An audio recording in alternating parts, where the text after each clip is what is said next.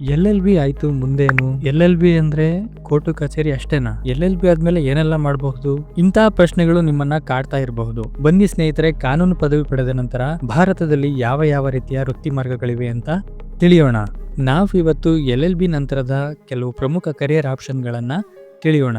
ಮೊದಲನೇದಾಗಿ ವಕೀಲಿ ವೃತ್ತಿ ಅಂದ್ರೆ ಲಾಯರ್ ಅಂತಂದ್ರೆ ನಿಮ್ಗೆಲ್ಲ ಗೊತ್ತೇ ಇರ್ತದೆ. ಈ ನ್ಯಾಯಾಲಯಗಳಲ್ಲಿ ಗ್ರಾಹಕರನ್ನ ಪ್ರತಿನಿಧಿಸೋದು ಮತ್ತು ಅವರ ಪರವಾಗಿ ಕಾನೂನು ಹೋರಾಟ ಮಾಡೋದಾಗಿರುತ್ತೆ. ಇದು ಕಾನೂನು ಪದವೀಧರರ ಸಾಮಾನ್ಯ ವೃತ್ತಿ ಮಾರ್ಗ ಆಗಿರುತ್ತೆ. ನೆಕ್ಸ್ಟ್ ಕಾರ್ಪೊರೇಟ್ ಲಾಯರ್ ಅಂತಂದ್ರೆ ಈ ಕಂಪನಿಗಳ ವಿಲೀನ, ಸ್ವಾಧೀನ ಮತ್ತೆ ಒಪ್ಪಂದಗಳಂತಹ ಕಾನೂನು ವಿಷಯಗಳನ್ನ ನಿರ್ವಹಣೆ ಮಾಡಲು ಕಂಪನಿಗಳೊಂದಿಗೆ ಕೆಲಸ ಮಾಡುವುದಾಗಿರುತ್ತೆ. ಕಾರ್ಪೊರೇಟ್ ವಕೀಲರು ಸಾಮಾನ್ಯವಾಗಿ ಮನೆಯಲ್ಲಿ ಅಥವಾ ಕಾರ್ಪೊರೇಟ್ ಕಾನೂನಿನಲ್ಲಿ ಪರಿಣಿತಿ ಹೊಂದಿರುವ ಕಾನೂನು ಸಂಸ್ಥೆಗಳೊಂದಿಗೆ ಕೆಲಸ ಮಾಡ್ತಾರೆ.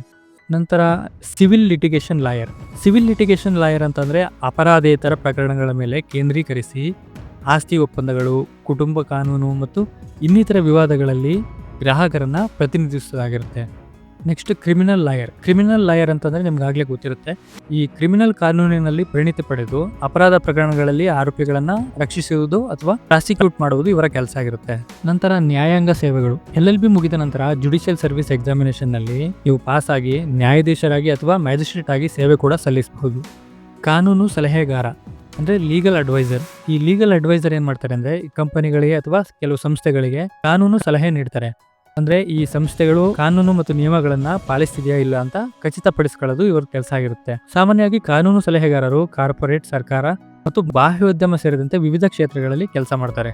ನೆಕ್ಸ್ಟ್ ಕಾನೂನು ವಿಶ್ಲೇಷಕ ಅಂತಂದ್ರೆ ಈ ಕಾನೂನು ಸಂಬಂಧಪಟ್ಟಂತೆ ಸಂಶೋಧನೆ ಮಾಡೋದು, ಕಾನೂನುಗಳು ಮತ್ತು ಕಾನೂನಿನ ನಿಯಮಗಳನ್ನ ವಿಶ್ಲೇಷಣೆ ಮಾಡೋದು ಮತ್ತೆ ದಾಖಲೆಗಳನ್ನ ತಯಾರಿಸಲು ಸಹಾಯ ಮಾಡೋದಾಗಿರುತ್ತೆ. ಕಾನೂನು ವಿಶ್ಲೇಷಕರು ಸಾಮಾನ್ಯವಾಗಿ ಕಾನೂನು ಸಂಸ್ಥೆಗಳು, ಕಾರ್ಪೊರೇಷನ್ಗಳು ಮತ್ತೆ ಸರ್ಕಾರಿ ಸಂಸ್ಥೆಗಳಲ್ಲಿ ಕೆಲಸ ಮಾಡ್ತಾರೆ.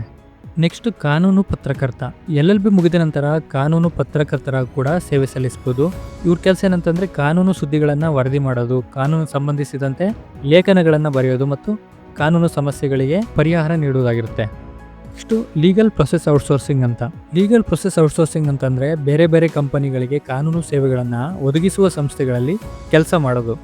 ಅಂದ್ರೆ ಇಲ್ಲಿ ಏನ್ ಮಾಡೋದು, ನೀವು ದಾಖಲೆಗಳ ಪರಿಶೀಲನೆ ಮಾಡೋದು, ಕಾನೂನು ಸಂಶೋಧನೆ ಮತ್ತೆ ಒಪ್ಪಂದಗಳನ್ನ ರಚಿಸುವಂತ ಕಾರ್ಯಗಳನ್ನ ನಿರ್ವಹಣೆ ಮಾಡೋದು.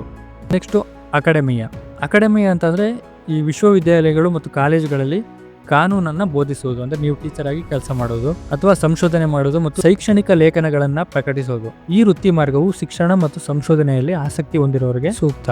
ನೆಕ್ಸ್ಟ್ ಹ್ಯೂಮನ್ ರೈಟ್ಸ್ ಲಾಯರ್ ಅಂತಂದ್ರೆ ಮಾನವ ಹಕ್ಕುಗಳ ರಕ್ಷಣೆಯ ಪರವಾಗಿ ವಾದಿಸೋದು. ಮತ್ತೆ NGOಗಳು, ಈ ಅಂತಾರಾಷ್ಟ್ರೀಯ ಸಂಸ್ಥೆಗಳ ಜೊತೆ ಅಥವಾ ಸ್ವತಂತ್ರವಾಗಿ ಕೂಡ ಕೆಲಸ ಮಾಡಬಹುದು. ನೆಕ್ಸ್ಟ್ ಎನ್ವಿರಾನ್ಮೆಂಟಲ್ ಲಾಯರ್ ಅಂದ್ರೆ ಪರಿಸರಕ್ಕೆ ಸಂಬಂಧಿಸಿದ ಕಾನೂನುಗಳು ಮತ್ತು ನಿಯಮಗಳನ್ನ ಕೇಂದ್ರೀಕರಿಸಿದಂತೆ ಪರಿಸರ ರಕ್ಷಣೆ ಪರವಾಗಿ ಗ್ರಾಹಕರನ್ನ ಪ್ರತಿನಿಧಿಸೋದು. ಮತ್ತೆ ನೆಕ್ಸ್ಟ್ ಇಂಟೆಲೆಕ್ಚುಯಲ್ ಪ್ರಾಪರ್ಟಿ ಲಾಯರ್ ಅಂತ ಅಂದ್ರೆ ಈ ಪೇಟೆಂಟ್, ಟ್ರೇಡ್ ಮಾರ್ಕ್ ಮತ್ತೆ ಕಾಪಿರೈಟು ಮತ್ತೆ ವ್ಯಾಪಾರ ರಹಸ್ಯಗಳಿಗೆ ಸಂಬಂಧಿಸಿದ ಕಾನೂನುಗಳಲ್ಲಿ ಪರಿಣತಿ ಪಡೆದು ಗ್ರಾಹಕರ ಬೌದ್ಧಿಕ ಆಸ್ತಿಯನ್ನ ರಕ್ಷಣೆ ಮಾಡಲು ಸಹಾಯ ಮಾಡೋದು.